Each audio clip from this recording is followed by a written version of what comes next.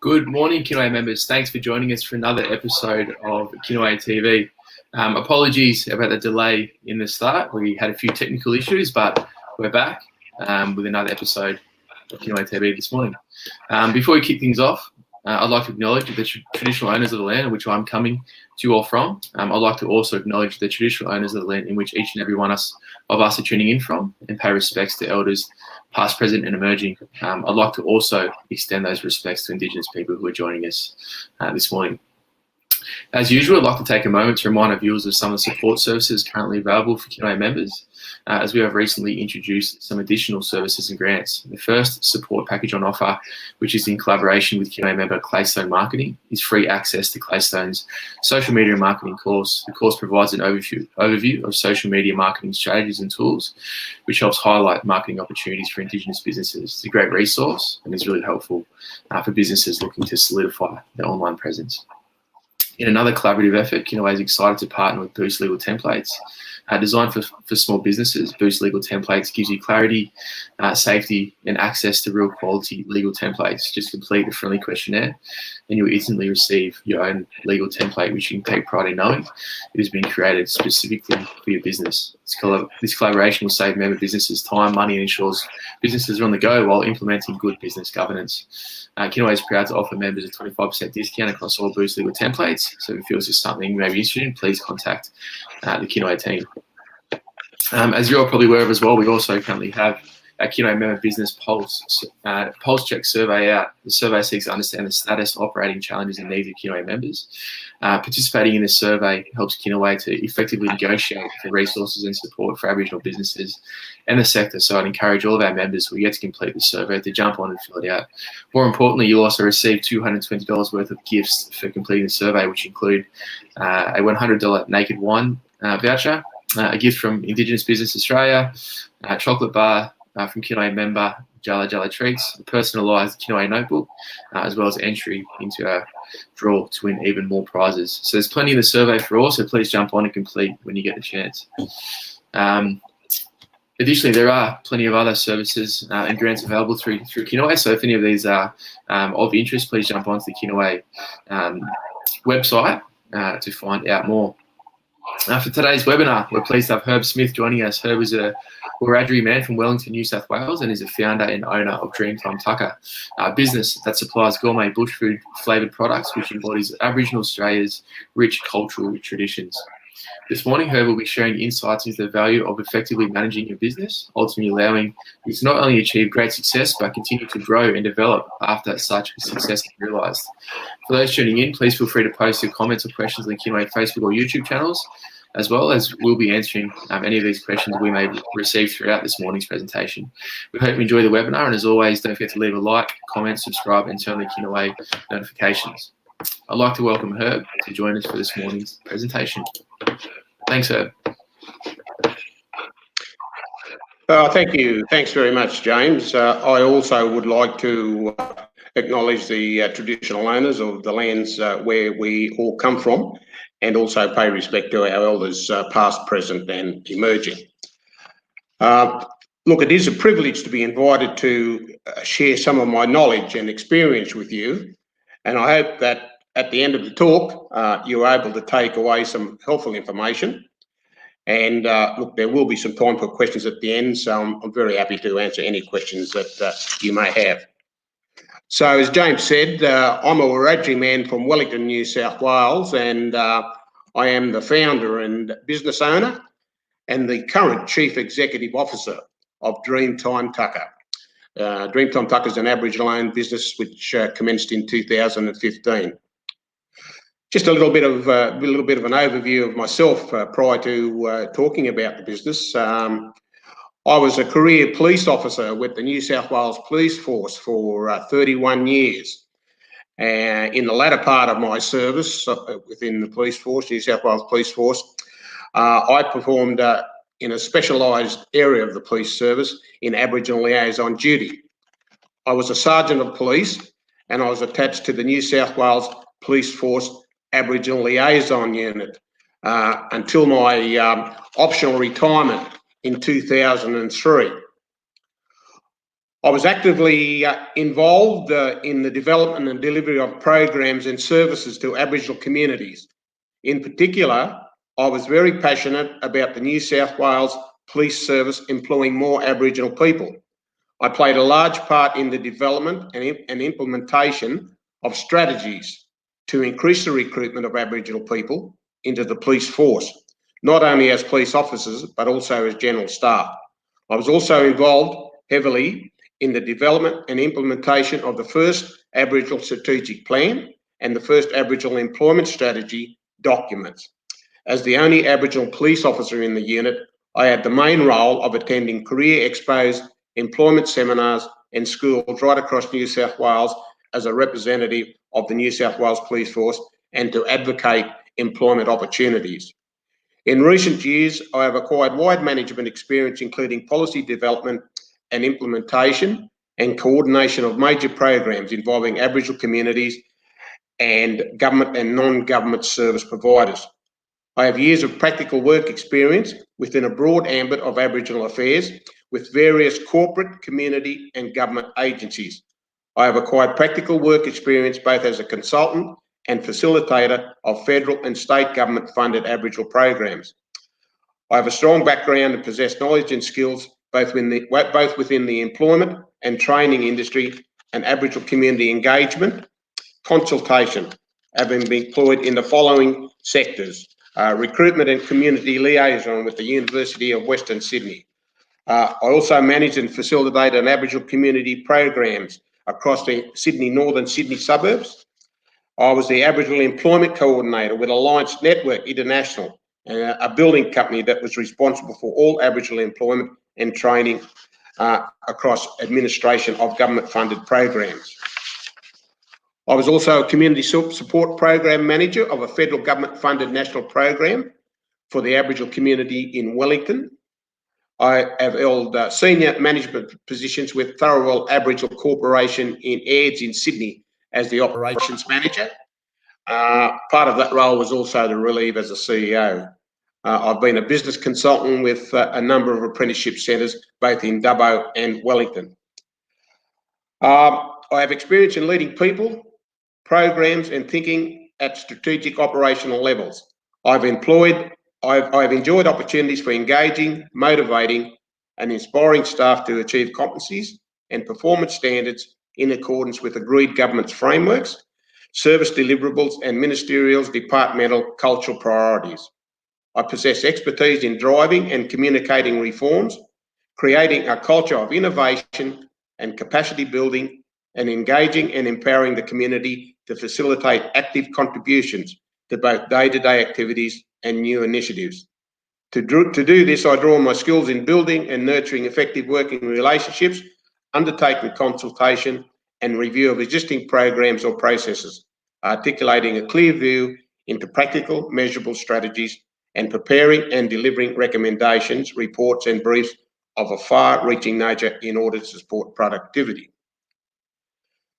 In 2015, I took a change in the direction of where I was going in terms of my career and where I wanted to go in life.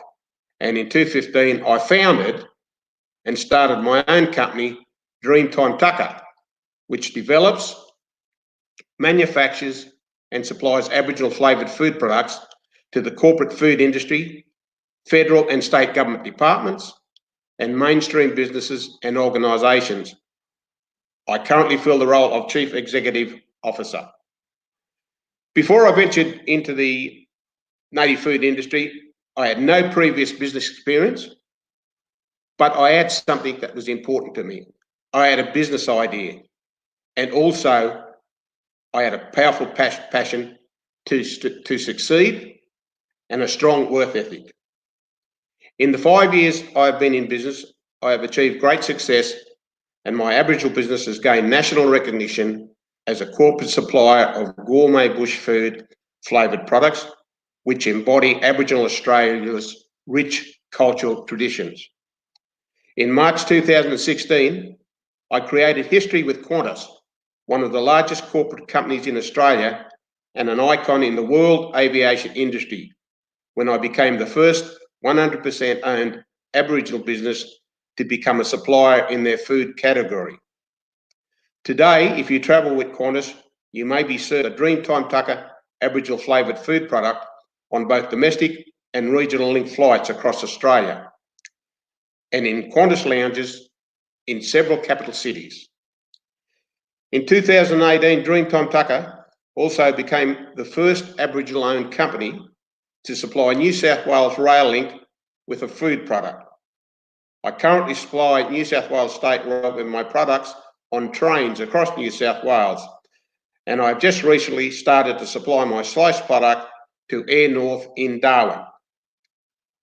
I've been successful in building other business relationships with federal and New South Wales state government departments, education organisations across Australia, high-profile companies such as Gate Gourmet, BP Australia, Accor Hotels, Westpac Group, Compass Group of Australia, Feast Private Limited Mining Services, Australia Post, the National Broad Network, Wink, Mirvac, Oricon Group, Coca-Cola, Sodexo, and small businesses across Australia, amongst many others. Locally, I am seen as synonymous with business, community and leadership in Wellington, and indeed across the Orana region. I relish taking an active role in fostering partnerships between regional businesses and community organisations as a way to identify opportunities, open avenues of communication, and facilitate regional growth. My passion for the economic development of the Orana region has been further exercised with my appointment as a board member at Regional Development of Australia. My passion to help Aboriginal businesses succeed has also resulted in my recent appointment to the board of the New South Wales Indigenous Chamber of Commerce. I'm also a member of the Wellington Business Chamber, a director of the Soldiers Memorial Club, and a current member of the local Aboriginal Land Council, previously holding the position of chairperson. I'm a strong advocate for Aboriginal education, training, business, and employment. I'm passionate about creating real job opportunities and developing effective pathways into ongoing sustainable employment. I strongly believe that to be successful in closing the gap for Aboriginal people, a real job opportunity must be available. I have the vision to use the success of Dreamtime Tuka as a platform to assist with this passion, and just recently I developed the Dreamtime Tuka Pathway to Employment program working to close the gap, which was launched in November 2019 with the support of the New South Wales Minister for Finance and Small Business, the Honourable Damien Chidiow, and I've been in charge of implementing that program through my company, Dreamtime Tuka. I've been proactively seeking and engaging with various organisations to find potential job opportunities for Aboriginal and Torres Strait Island candidates, and since the launch of my program, I've been successful in placing a number of people into real jobs across the region with both local business and just recently the Accor Hotel Group. The Accor Group have indicated that they are keen to foster and develop our relationship to create further employment opportunities through their Accor Indigenous Careers program. I am currently engaging with the Accor General Manager for Indigenous Programs and Community Investment, the Accor Indigenous Programs Executive New South Wales ACT, and the Accor Marketing Coordinator Indigenous Programs for the purpose of recommending more candidates for their program through my program. I strongly believe that my further engagement and negotiations with them will provide the opportunity to create potential jobs through that program. Other businesses that I service have also expressed an interest to enter into dialogue with me to partner up for potential employment opportunities for Aboriginal people. And this is something that I'm very, very keen. And through the Dreamtime Tuka Pathway to Employment program, I have already commenced to build a strong client base of potential employers. As I mentioned, I'm very passionate about economic development and especially Indigenous business development. I grew up in very challenging times, both socially and politically, for Aboriginal people in Wellington, New South Wales, but I was fortunate to obtain, as I mentioned, and sustain a long career with the New South Wales Police Force, and later the New South Wales Public Service, working in Aboriginal community development. As a lot of us do when we leave home, I always wanted to return back to country, and in 2010 I moved home to Wellington, where memories of my grandparents came flooding back, of yarning around good Tukka, including baked damper, fried scones, Johnny cakes, biscuits, and of course our Christmas puddings and Christmas cakes that my grandmother used to make using bush ingredients. I believe the knowledge of the power and potential for bush ingredients has been passed down over generations and forms a key part of Aboriginal culture and heritage.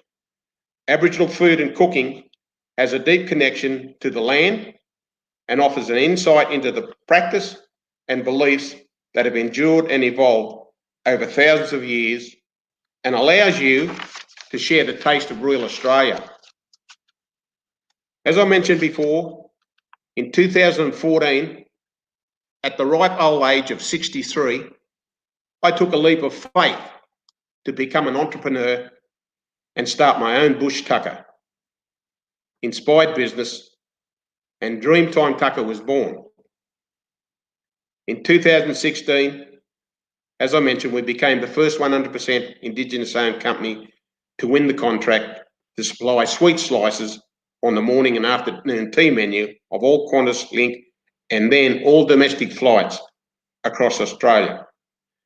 And I must say that due to the success of the slice product on the planes, we are now also servicing a contract with the Accor Hotel to supply Qantas lounges at airports across Australia with our slices.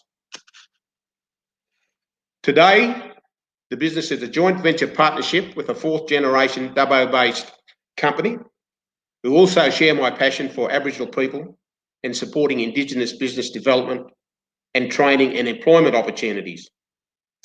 The business partnership has seen us become a leading supplier of these fantastic and beautiful Indigenous flavoured bakery products, which suit the catering, wholesale and retail sectors across the food industry.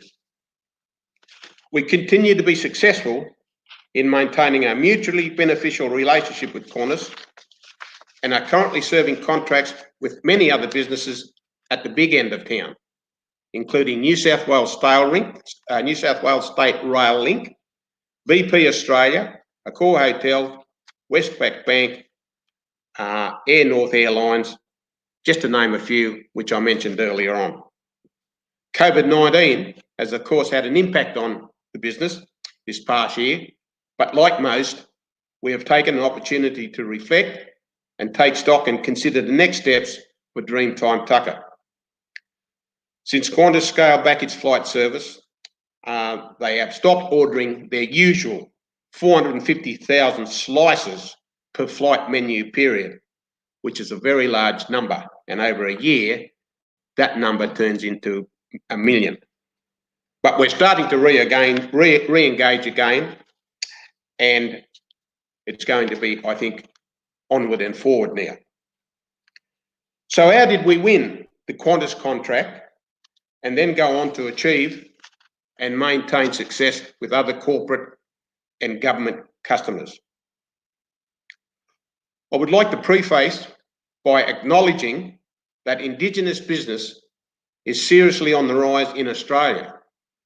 There are many opportunities out there waiting to be realised as corporates and the public sector work to operationalise their Indigenous procurement policies, and there are many support systems via government, New South Wales Chamber of Commerce, just to name a few.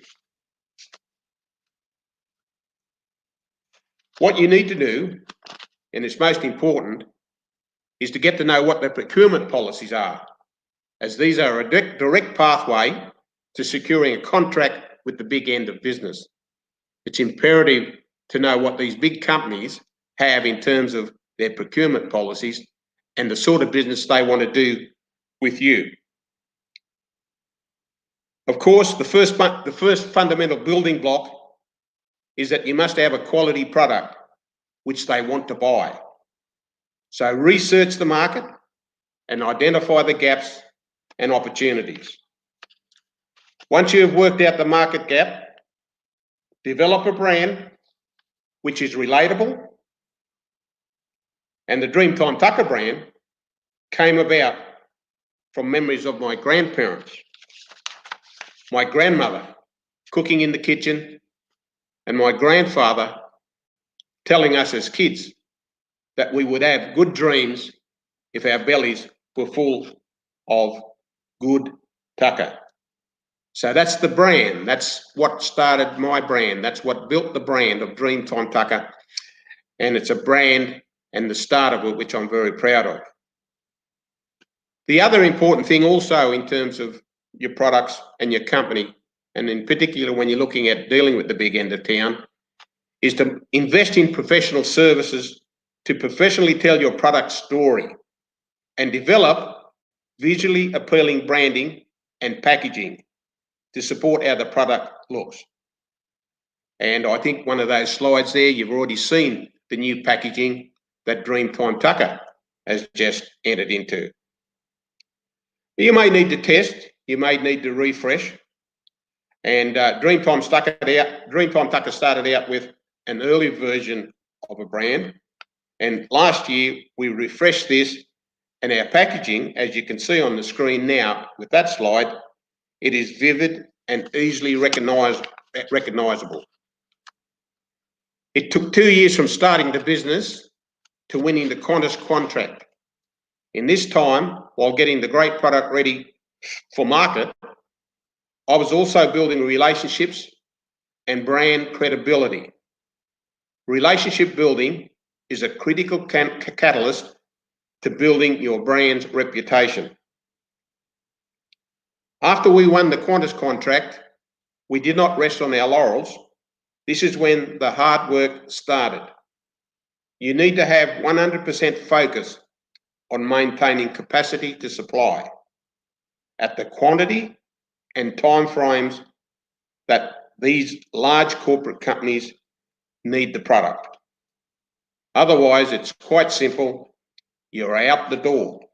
And I cannot emphasize this enough. You need to be on your game. And when it comes to the big end of town, the old cliche, the customer is always right, is undeniable, gospel true. Something else also, which is very important, is to ensure that you have the labour capability to support delivering on your production promises. Capable and appropriate resources are imperative in terms of manpower and machinery. Big end of town contracts mean high capacity sales. Big numbers of your products need to be manufactured and delivered to fulfill your contract, and most importantly, convincing them to keep you as a supplier. Another important aspect is your pricing strategy. Pricing strategy is also a foundational building block. And when you are dealing with the big end of town, you need to be realistic, as they will command the price. They can do this because they have other suppliers waiting at their door who will readily work with them to secure a profitable contract. When formulating our pricing strategy, we needed to consider all the costs, including ingredients, labour, product packaging, carton design, and the most costly of all, logistics. Where is the product to be freighted to, and in what state, frozen or natural? Also, you need to be flexible. A client may want your product, but in a different shape, size, colour, flavour or package. Customer satisfaction is extremely important. We know we manufacture a great product from the feedback we receive from clients. Firstly, by comments supplied, and most importantly, return buyers. Clients who come back to buy from you because they like and want your product and are pleased with your service delivery. So how do you continue to grow and develop after achieving success? Well, you maintain visibility and network to build your profile. Once we secured the QANTAS contract, there was a lot of media interest and attention on the company Dreamtime Tuka. We used this opportunity to become as visible as possible and tell as many people as possible about our success story. And just to name a few, we appeared on ABC, NITV, the Mundine shows, quite a lot of the media, and it was quite good actually. We had fantastic media attention about the success of the company and the sorts of things that we were doing with our products, particularly in terms of how we were promoting our culture and our heritage through the food products that we were making. Qantas was also very proactive in sharing the story, and we featured in their in-flight magazine. Your website, social media and media profile is very important to develop and maintain on a regular basis. This is your doorway to sales and to compete against competitors. Networking with other Indigenous businesses, the general business community and other external stakeholders is critical. I am a board member of Regional Development Australia, ARANA as I mentioned, and the New South Wales Indigenous Chambers of Commerce. And I have attended many events, conferences and trade shows, and this has proved to be so beneficial in building your network and gaining lots of other contacts. And I think that occurred while I'm here today speaking to you because of the contact that I made at the Indigenous Economic Development Forum in Sydney a couple of weeks ago, where I had the pleasure to meet a number of people from Kinaway and the Victorian Chamber of Commerce. Networking by attending events and conferences can open excellent opportunities to create advantage in the market and grow your business. Word of mouth is also very important as you build your brand's reputation. For example, I was asked to provide a presentation on Dreamtime Tuka to some bureaucrats in Dubbo, and this presentation resulted in being granted a $250,000 bonus and funding for a new packaging machine. So I was in the right place at the right time.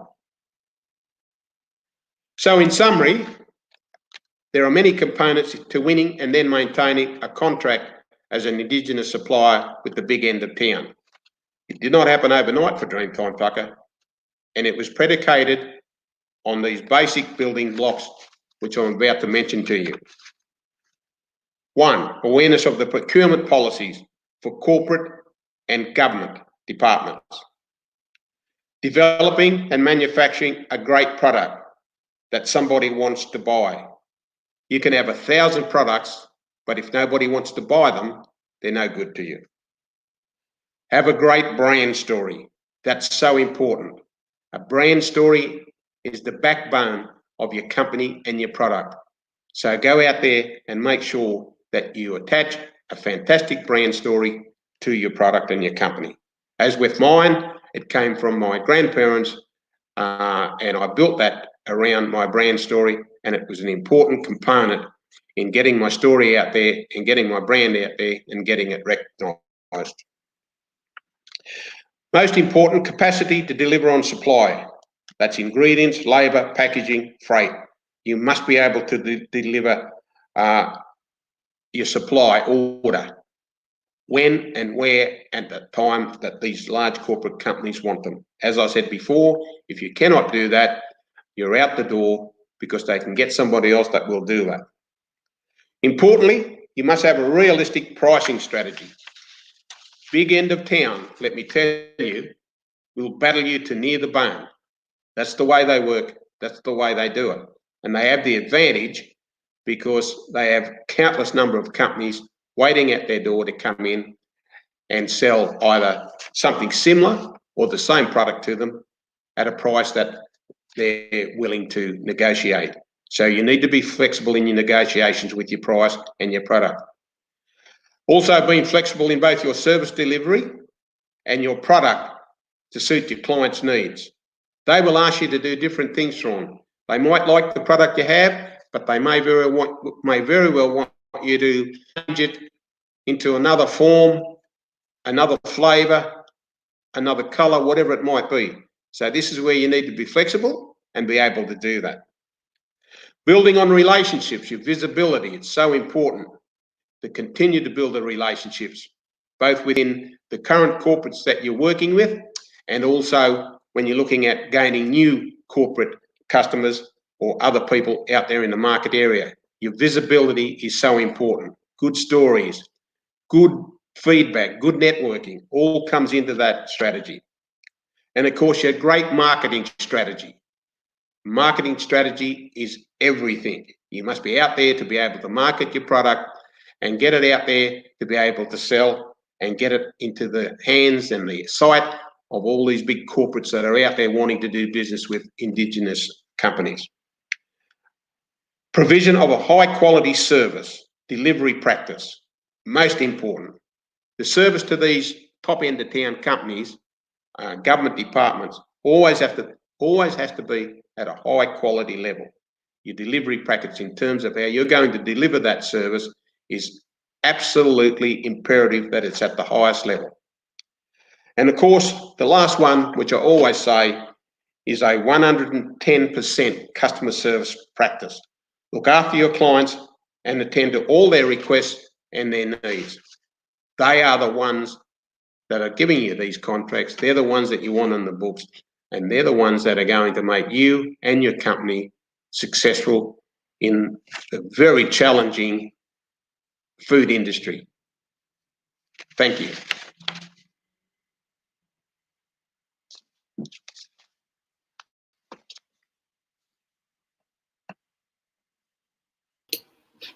Great. Thanks, Herb, for that great presentation. There's a few. What was that, sorry? So, James. Yeah, James, so that's good, mate. I hope that was, and I hope that if there's any questions, answer them. Absolutely. I was just mentioning before, that was a great presentation, really engaging, and there were some themes in there which I'm sure really resonate with a lot of our members here at Kinaway and those in the Indigenous business community. So thanks for that presentation. I know that we had a few questions that did come throughout the presentation, so we might spend the next couple of minutes just going through those. And the first one is from Isaac Harrison. And he says, Uncle, what are some of the most important attributes to overcoming the trauma of colonisation and going on to become a successful leader? Yeah, well, look, I think the attributes is to look at, looking at our history, looking at our culture and our heritage. And if you can take those strong attributes and be strong within yourself, take that into, becoming a leader in whatever field you may want to enter. That's the important aspect of it, is, making sure that having a strong mind, a strong will, and success embedded in you. And I think a lot of us are like that, is that, we are strong because you have it embedded in us. And if you could take that with you and to whatever area you want to go, you'll be successful. Absolutely. Thanks, Herb, and thanks, Isaac, for the question. The next one we have is from Dylan, and he says, thanks for this morning. How do we build and manage these relationships with key stakeholders? Yeah, look, it's all about getting it known in these corporate companies. Once you start dealing with your corporate companies, you'll generally find that it's either one or two people that you generally are dealing with, and it's all about working to get to know these people, working to supply them with the appropriate product, supply the order, and also deal with them when they want to talk to you about doing something different. That's it. That's the important thing. And important little things like a follow-up phone call about the product once the product's delivered, making a phone call to that person and saying, look, did the product turn up? Is everything all right? They're the sorts of things, that good, solid relationship building and taking care of it and making sure that you do things like that. They really to you, and that when they know that they're more than, they're important to you. They're more than just a dollar. you're there because you know your product's there, and they know that they're important to you. Absolutely. Thanks, Dylan, for that question. We have a couple more questions. The next one is from Fran, and she says, "Thanks everyone for this morning. Herb, how important is it to make sure the business is sustainable? For example, not trying to win big contracts you mightn't be able to service." Oh, look, that's most important, and that's a great question because you know, if you're going to, I think we all go into business to be successful. We all want our businesses to be able to sustain our business, and a lot of the times, to sustain our business, it all comes down to our product, the product that we have, and the service delivery that we provide. And you know, if you can't, you must be really sure that you have appropriate resources available to be able to make sure your business is sustainable. And if a large corporate's interested in looking at you to provide a service and to fill a contract, well, then you need to be able to convince them that you have the appropriate resources, you know, manufacturing resources, the staff available to make sure that your products are able to be made, delivery, all those sorts of things. And you know, that's the important thing. And you find that I found with Dreamtime Tuka that over the 5 years, my company's become sustainable simply because of the fact is that I have good quality products backed up by a good service delivery. And that's the key to it too. I think that last part of the question was, you know, don't go for those big contracts unless you know you're confident that you're able to fulfill your obligations to the contract and you're able to fulfill your service delivery to those big companies. Absolutely. Thank you, friend, for the question. And this is the final question that we have for this morning. So, and it's from Greg, and he asks, with items such as marketing and pricing strategies, can you tell us a little about the process? Did you work with consultants, and how involved were you in the whole process? Okay, well, right from the word go, I was involved in all those processes, and as the CEO, and most importantly, as the founder of the company, I'm interested in every facet of my company in terms of what we do. And I like to make sure that I sight and be part of all the processes that we put into place. Marketing, as I mentioned there earlier, is very important because it's such a challenging industry out there, and marketing is the key to opening doors in a lot of cases for you to be successful with your business. Marketing, you know, comes down to simply, most importantly, your product in terms of how it looks, because when it goes out there and it's competing against thousands and thousands of other products, you want your product to stand out.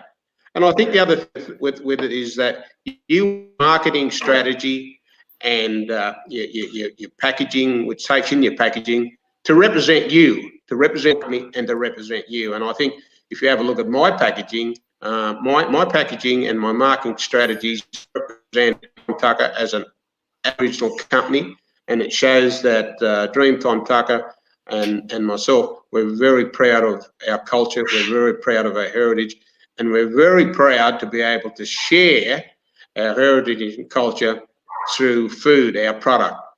And so pricing strategies, well, it comes down simply to the fact that you make a product, you want to sell it to somebody, you need to look at your pricing strategies and work so that you can sell that product successfully and make sure that you make a profit from it.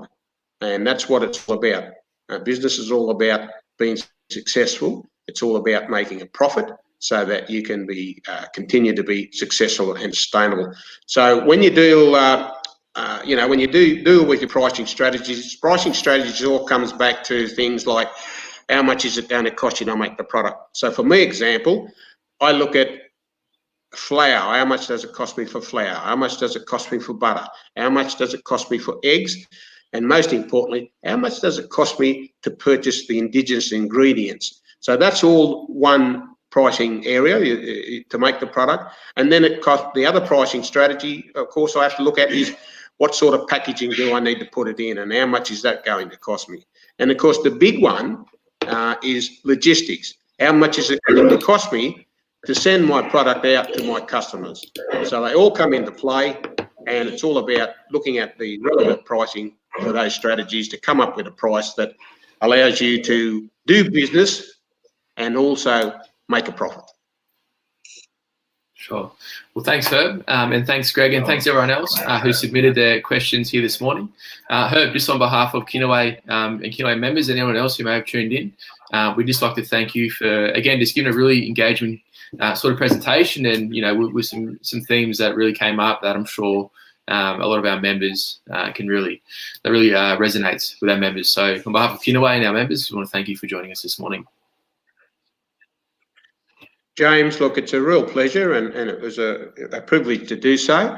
If any of you, anyone looking or watching the show, if they want to have a look at the Dreamtime Tuka website, please do that. And of course, if you feel you come up with a question later on, at time, give me a call. I'm very happy to discuss any business or process of it with you. If you come up with a question later on, I'm happy to talk to you. Absolutely. Thanks, Uncle Herb. For those tuning in, thanks again for joining us. We all hope you enjoyed this morning's presentation. If you do wish to catch up on any previous Kinaway TV panel discussions or webinars, of course, jump onto the Kinaway Facebook and YouTube channels where you'll be able to access them. Until then, don't forget to check out any support services Kinaway has on offer through our website.